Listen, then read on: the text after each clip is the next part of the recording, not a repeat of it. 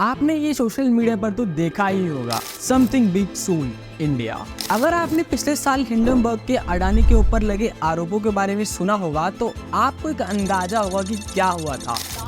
Adani Group companies continue to slide for a third straight session. $6 billion gone in a day. Conglomerate of share price manipulation The report and fraud. is a malicious combination of selective misinformation, baseless and discredited allegations. He says Hindenburg is making an attack not just on the company, he's also making an attack on India and its growth ambitions. The fundamentals of our company are very strong. We will continue to focus on a long-term value creation and growth. और इस tweet के बाद क्या हो सकता है, जिनको नहीं पता उन्हें बता दूं, लास्ट टाइम हिंडनबर्ग की रिपोर्ट के आने के बाद अडानी की शेयर्स और मार्केट बहुत ही डाउन हो गए थे और उनके ऊपर कुछ सीरियस एलिगेशंस भी लगाए गए थे, जबकि अडानी ने सारे एलिगेशंस को डिनाई कर दिया था। खैर ये तो पुरानी बात है। अभी 10 अगस्त 2024 को हिंडनबर्ग ने फिर से न्यू ट्वीट किया है और लोग वापस से सेम माहौल में आ गए हैं। अब इस बार अडानी के बाद हिंडनबर्ग ने सेबी के चेयरपर्सन माधवी पुरी बुच के ऊपर कई सारे सीरियस एलिगेशंस लगाए हैं और एलिगेशंस बहुत ही ज्यादा सीरियस हैं। Hindenburg says SEBI chairperson Madhavi Buch's response to our report includes several important admissions. 8 new allegations involving Madhavi Puri Buch. Hindenburg के आरोपों को सेबी की चेयरपर्सन और उनके पति ने सिरे से खारिज करते हुए बेबुनियाद बताया। फिर से सब जगह अफरा तफरी मच गई है, तो आज हम इन्हीं चीजों के ऊपर बात करने वाले हैं, वो भी बहुत ही सिंपल भाषा में।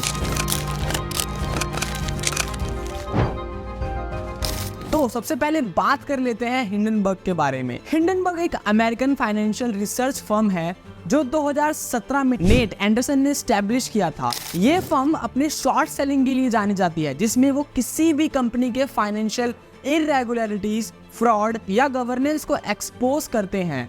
अब ये शॉर्ट सेलिंग क्या होती है? शॉर्ट सेलिंग एक स्ट्रैटेजी है जिसमें इन्वेस्टर किसी भी कंपनी के शेयर प्राइस के गिरने पर प्रॉफिट कमाता है। हिंडनबर्ग अपनी रिपोर्ट से कंपनी को अकाउंटेबल बनाने की कोशिश करता है।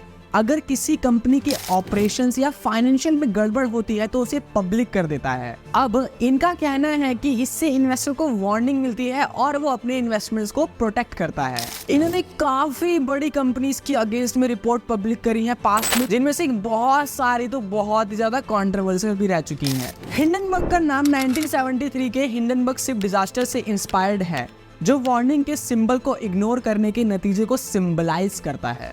तो वीडियो में आगे बढ़ने से पहले एक बार जान लेते हैं हिंडनबर्ग की रिसर्च करने का तरीका। Investigations, public available data, confidential sources और रिसर्च का यूज करके कंपनीज की फाइनेंशियल इरेगुलरिटीज और अनएथिकल प्रैक्टिसेस को आइडेंटिफाई करते हैं। फिर इसको रिपोर्टिंग करते हैं। अगर उनमें लगता है कि कंपनीज में कुछ गड़बड़ है तो वो उनको पब्लिकली पब्लिश कर देते हैं और अपनी फाइंडिंग्स को एक्सप्लेन करते हैं, जिससे कि कंपनी के स्टॉक्स पर सिग्निफिकेंट असर पड़ता है।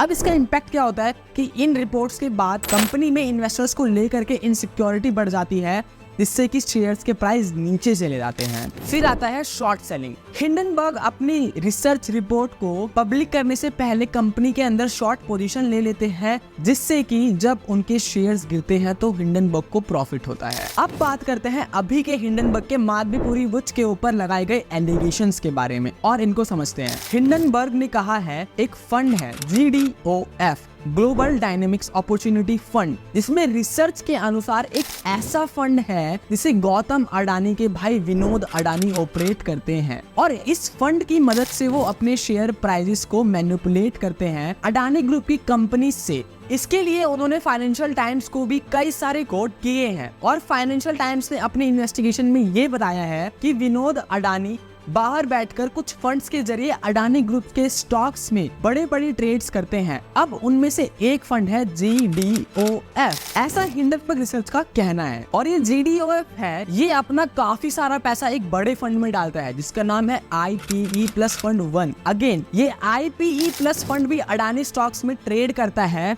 वो भी काफी अच्छी मात्रा में। अब यहाँ पर सीरियस एलिगेशन ये है कि हिंडनबर्ग का कहना है कि माधवी पुरी बच और उनके हस्बैंड दोनों इन दोनों फंड्स में इन्वेस्टमेंट करते हैं और इसके बाद उन्होंने ये स्क्रीनशॉट्स भी डाले हैं। यहाँ पे धवल गुप्ता बच के पास कितने नंबर ऑफ शेयर्स हैं, उनकी एसेट वैल्यू कितनी है और उनकी परफॉर्मेंस क्या है, पर ये डिटेल उनके पास आई कहां से। उनका कहना है कि ये डिटेल्स एक विसल ब्लोअर ने उनके साथ शेयर किया है। उनका कोई भी अभी तक वेरिफिकेशन या डिटेल अभी तक हालांकि आई नहीं है। ये सही भी हो सकता है या फिर क्या पता ये झूठ या एडिटेड हो, आप कुछ भी कह लीजिए। अभी इसके साथ साथ माधवी पुरी बुच जो है उनके प्राइवेट जीमेल अकाउंट के जरिए उन्होंने JDOF के कुछ फंड्स रिडीम किए हैं, उसके कुछ स्क्रीनशॉट भी डाले गए हैं। अब इस एलिगेशन की मदद से हिंडनबर्ग ये कहना चाहता है कि जो ऑप्चर्स फंड हैं अडानी के, उनका प्रॉपर इन्वेस्टिगेशन नहीं किया गया है।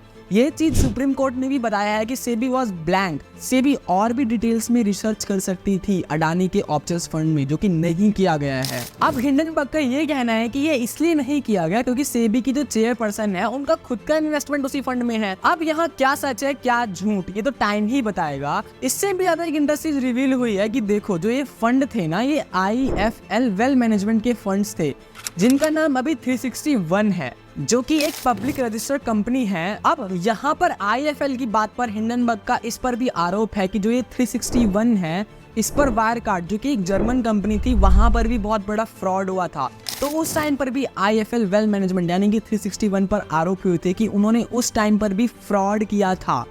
यहाँ पर उन्होंने 361 पर आरोप लगाया है कि वो भी गलत चीजों में इन्वॉल्व हैं। अब बात करते हैं सेकंड एलिगेशन की, जो आप ये देख रहे हैं ना, यहाँ पर हिंडनबर्ग रिसर्च ने एक्चुअली स्क्रीनशॉट डाला है, जहां उन्होंने बताया है कि SEBI chief says her new favourite investment product will equal to the size of Indian equity market. अब ये फेवरेट प्रोडक्ट कौन सा है? REIT, INVIT और म्युनिसिपल बॉन्ड्स। हिंडनबर्ग यही नहीं रुकी, उन्होंने आगे ये कहा कि REIT रिलेटेड कई सारे रिफॉर्म्स आए हैं जब से माधवी पुरी सेबी पर्सन बनी है।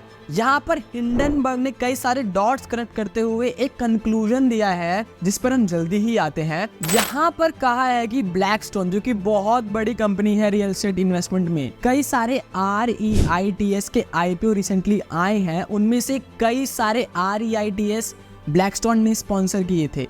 अब ध्यान देने वाली बात ये है, ब्लैकस्टोन के जो एडवाइजर हैं वो हैं धवल बुच यानी कि सेबी चेयरपर्सन के हस्बैंड। यहाँ पर सीरियस एलिगेशन ये लगाया गया है कि उनके हस्बैंड ब्लैकस्टोन के एडवाइजर हैं, तो ब्लैकस्टोन को फायदा पहुंचाने के लिए मार्केट में कुछ रिफॉर्म्स लाए जिससे अल्टीमेटली ब्लैकस्टोन को फायदा मिले और उनके हस्बैंड को भी फायदा मिले। अब तीसरा एलिगेशन है जो कुछ इतना खास नहीं, वो सिर्फ इस कह सकते हो कि नाम के लिए लगाया गया है। वो ये है कि जो माधवी पुरी थी ना, उनकी कंसल्टेंसी कंपनी है सिंगापुर में जो चलती है, उसके 99% शेयर होल्डिंग 2022 तक उन्हीं के पास थे, जिसको उन्होंने बाद में अपने हस्बैंड को ट्रांसफर कर दिए। हिंडनबर्ग ने ये बताया कि उनकी सैलरी से 4 गुना ज्यादा रेवेन्यू उन्हें वहां से आता था, बट किसी को भी ये नहीं पता कि क्या ये सच है या नहीं है। बट यहाँ पर यही 3 एलिगेशंस हिंडनबर्ग ने सेबी चीफ पर्सन के ऊपर लगाए हैं।